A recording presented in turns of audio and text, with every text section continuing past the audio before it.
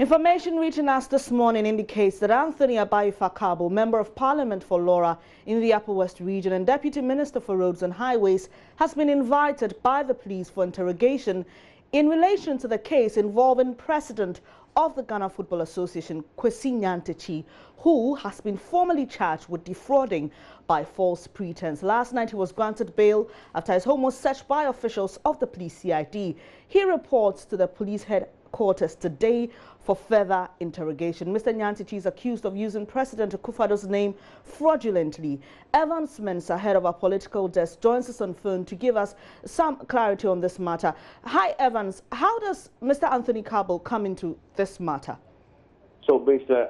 Anthony Kabo's name popped up in that video clip, about 5-minute video clip that the president and team watched sometime last week.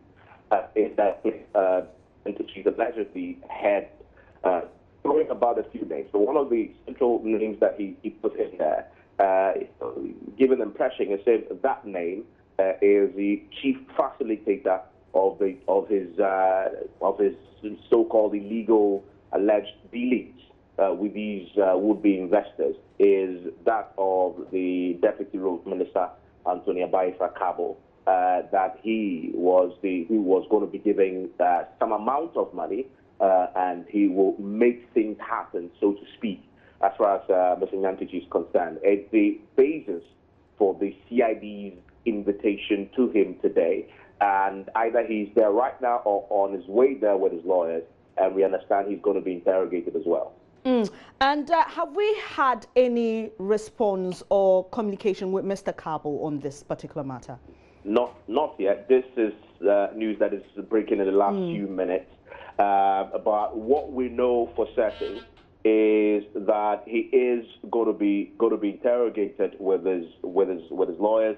And the thing that we are working our sources to try and confirm is whether yesterday, when Mr. Nyantakyi gave his formal statement to the police, whether he was asked any direct questions about his alleged dealings with the Deputy Roads Minister and what answers he may have given that may have this morning triggered this leg of the investigations with the CID to invite Mr. Kabo in for questioning. What we know for certain is that the CID is primarily acting on what Mr. Nyantakyi had said in the video regarding Mr. Abayi-Fakabo, who is currently also on his way there. And another thing that we are working our sources to confirm is yesterday we knew, even before Nyantakyi went in, that he's most likely to be charged with defrauding by false pretense. And it turned out that he was formally charged with that particular charge. Now, whether Anthony Kabo himself, after his interrogation, will also be slapped with a similar charge, we don't know. And whether he's been treated, of course, right now he's been treated as a prime suspect in this particular matter to assist with investigations. And all is going to unfold quite quickly in the next few minutes as the police investigators get to ask him a few tough questions regarding his dealings with Nyantakyi. Now, this is our breaking news story on Joy News Desk on Multi TV and on Joy 99.7 FM. Now, Evans, do we know if Mr. Abayi-Fakabo prior to this has any relationship or business dealing with the GFA president? Well, that will emerge today, most definitely, because the fundamental question to ask is why will Mr. Nyantakyi use his name the way he did in this particular video, throwing him about, painting him as this chief facilitator between himself and some senior top government officials? I mean, that is a fundamental question I guess the CID investigated with the bottom of today. Why did he use your name? Have you had any previous dealings with him? And what's the nature of these previous dealings? Why is he asking these will-be investors money that he claims will be given to you? And the suggestion is that Mr. Kabo will get him to do stuff, to facilitate that particular dealing. That is a fundamental question that I guess the CID investigators will try to get the bottom of. But my sources confirmed that when the presidency watched this last week and a final determination was made after consultations with the president's own lawyers, etc., that this should go to the CID, one of the clear directives that I understand was added was that whoever is linked directly or remotely to this particular Nyantichi matter should not be spared as far as the police probe is concerned, whether that individual is a senior government official, whether he's a junior government official, if he's a minister of state, if he's a friend of the president. The CID were giving a clear directive to go after whoever is linked directly or remotely with this particular investigation. And it's part of the reason why the CID is taking the step to invite a deputy minister of state, the deputy roads minister as such, who, of course, was appointed by the president, and yet he's going to be roped into this particular matter right now. And that for me is one of the sources have confirmed to us, and it's the reason why we are seeing this action taken by the police CID this morning. Now, if you just tuned in, news just coming in is that Anthony Abaifakabo, MP for Laura and Deputy Roads and Highways Minister, has been invited to the CID headquarters to assist in investigations in the case involving the GFA President Kwesi Nyantakyi. Now, Evans, before you leave, are we expecting any other government officials or business persons to be called by the CID? That for me, I mean, from all that I've heard from my sources in the last few minutes since this story, the leg of the story broke, is a likelihood. A likelihood because of what I've heard, that there is a desire, a very strong one from the presidency, not to shield anybody involved in this particular matter, regardless of your relationship with the government, with the party, or with the president. I've heard that repeated to me quite often in speaking to sources, that this is part of that determination to get to the bottom of this.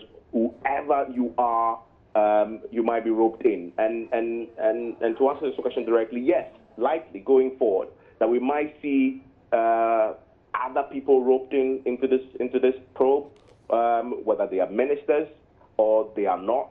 Once there's a suspicion by the CID that you are linked to this directly or remotely, there's a possibility going forward because of that desire not to shield anybody in this probe that the CID has started. Of course, so yes, we should brace for an expanded investigation. And this morning, clearly, the CID is expanding their probe into this matter, bringing other people who may know something about what entities alleged was said in this particular video. Thank you very much for the details, head of our political desk, Evans Mensah. Stay with us here on Joy 99.7 and on the Joy News channel as we bring you updates on this breaking news story. Anthony Abaifakabo, MP for Laura and Deputy Roads and Highways Minister, has been invited to the police CID headquarters to assist in investigations in the case involving the GFA President Kwesi Nyantakyi, who has been charged by defrauding by false pretense. Our man Kwesi Parker Wilson is at the CID headquarters and will bring you details on this. Do stay with us. Now, still on the case of defrauding by false pretense, what does the charge leveled against Mr. Kwesi Nyantakyi really mean? Lawyer Samson Ladi Anyanene spoke to Israel Lai on Joy News Prime yesterday. Number one,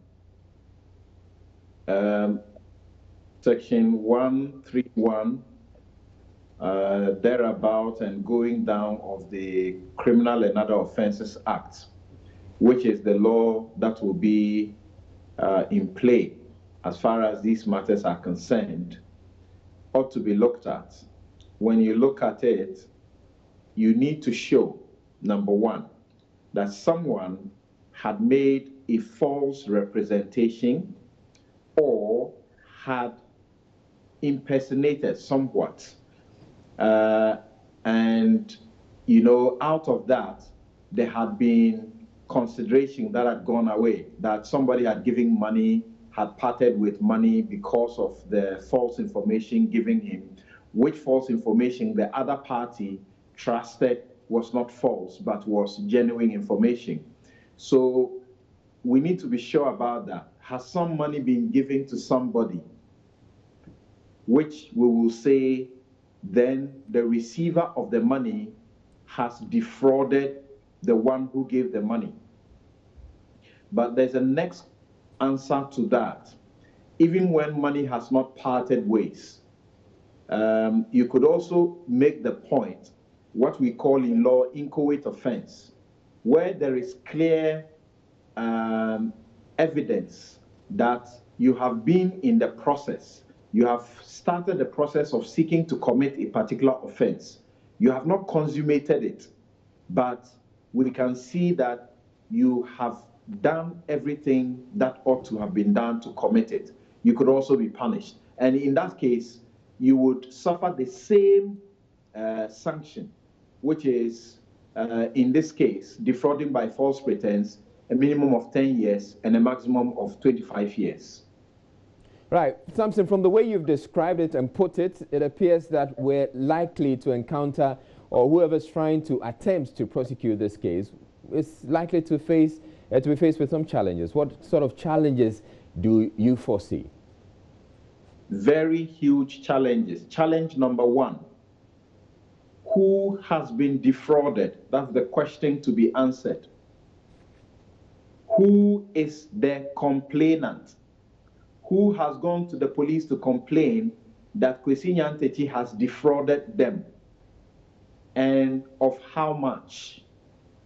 How did that person give the money or the consideration that has gone out? How did the person give it?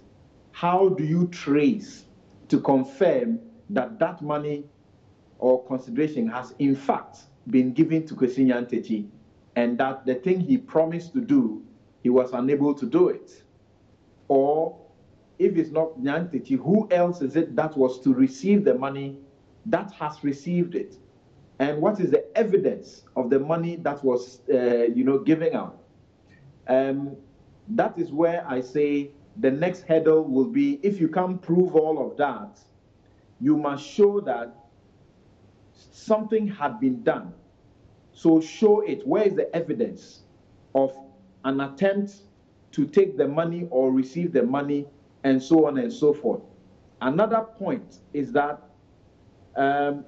since you are not establishing who gave money and who says has been defrauded, you need to also show where did the particular crime you are alleging take place.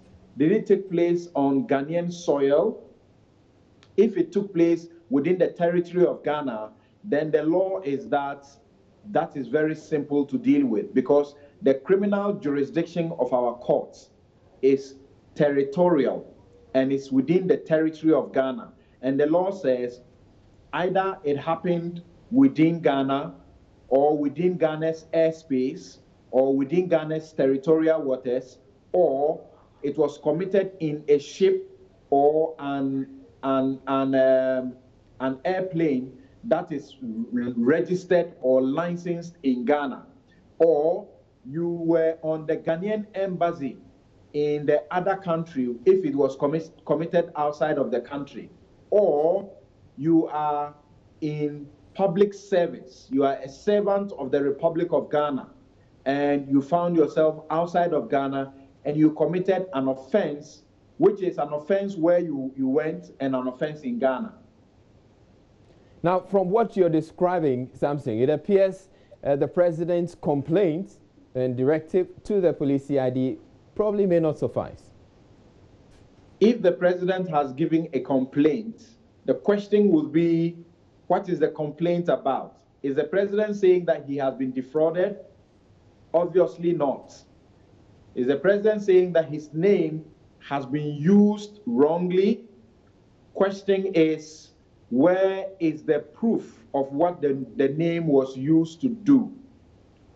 And having his name being used wrongly, what is the offense in law? There is no defrauding by false pretense against the president. There cannot be any such against the president.